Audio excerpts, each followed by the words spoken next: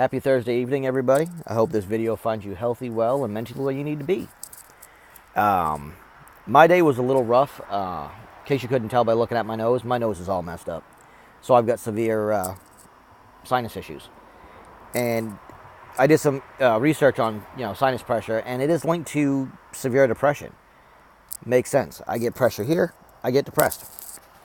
But anyway, today's video I'd like to do on agoraphobia. I was diagnosed with agoraphobia, I believe, back in 2006, right after my first major panic attack. I couldn't handle being alone. In case I had another one, there was nobody there. It was debilitating. I spent 6 to 8 months in my house, never left. Always had to have a babysitter, or what I call a babysitter. It's actually more of a safe person. To this day, I still can't be alone. I have to have a safe person 24 hours a day, 7 days a week.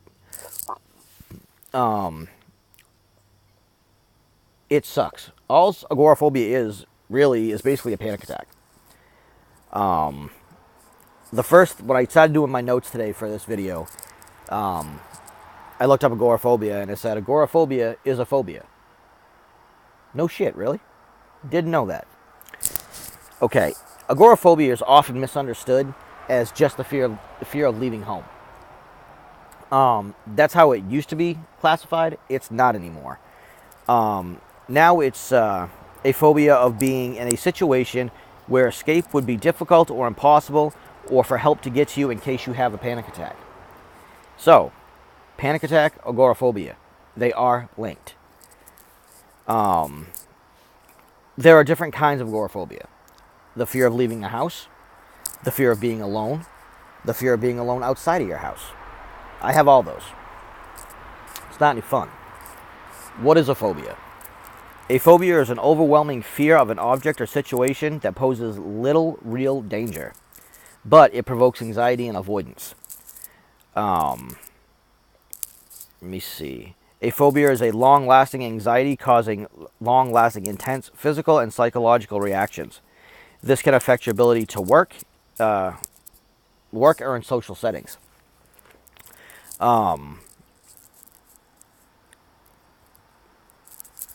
Completely lost my train of thought. I'm sorry. Everyone gets anxiety from time to time. I got to speak in front of the class. I got to speak at work. I got to do public speaking. I've got to do whatever. Everyone gets anxiety from time to time, and that's 100% normal. There are quite a few of us that we experience that feeling every day for no apparent reason at all. Now,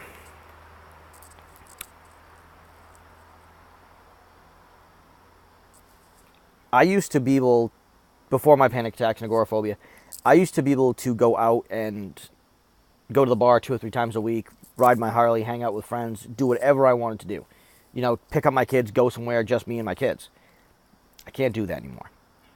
Which is a shame, because throwing my leg over my Harley and taking a ride was the most relaxing thing I'd ever done in my life. And sorry if I keep getting lost, the sinus issues.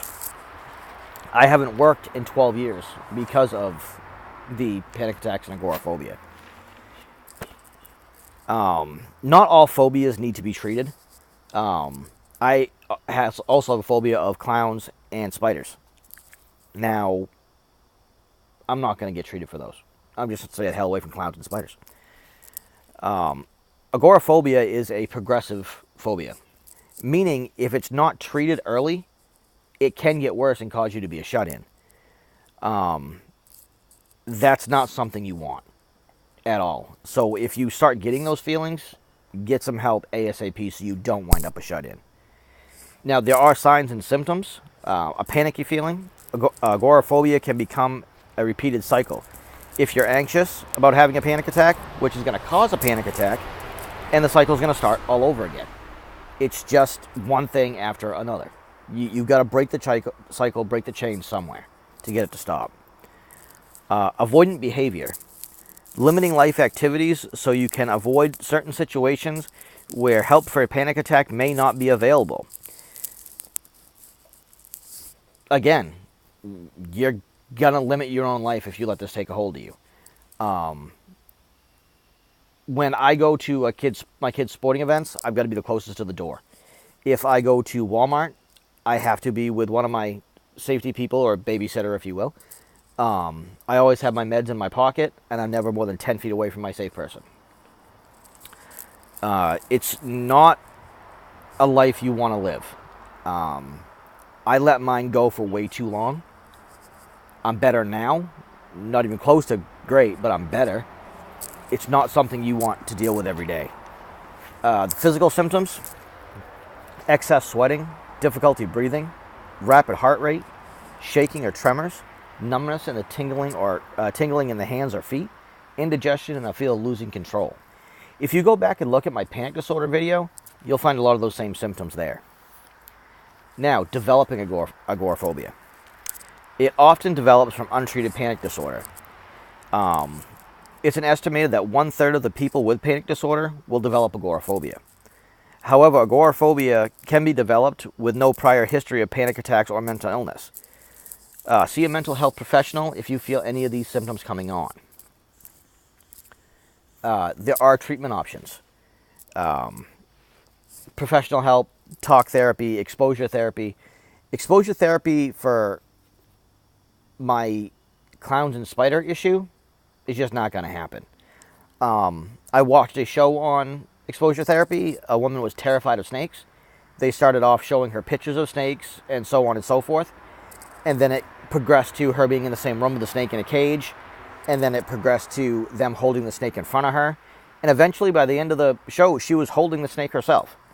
That's great. I'm never going to hold a spider. It's not going to happen. You put a clown in front of me, I'm going to punch him in his nose.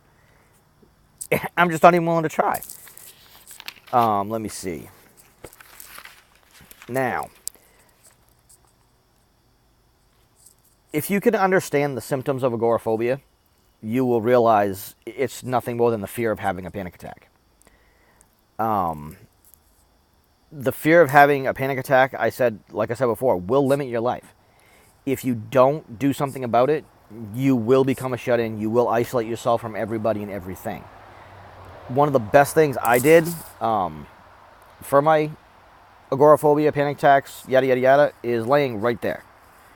I have 3 dogs, but she is by far the best for my panic and anxiety. My dogs make me get out of the house. I've got to walk them, feed them, take care of them. So that may work for you, getting an emotional support animal. But whatever you do, please don't let agoraphobia and panic attacks take over your life. If you have any questions, my email address is always in the description box. If this video helped, like, subscribe, and share it. Until next time, love yourself, find somebody to love, and let somebody love you. Have a great night, y'all.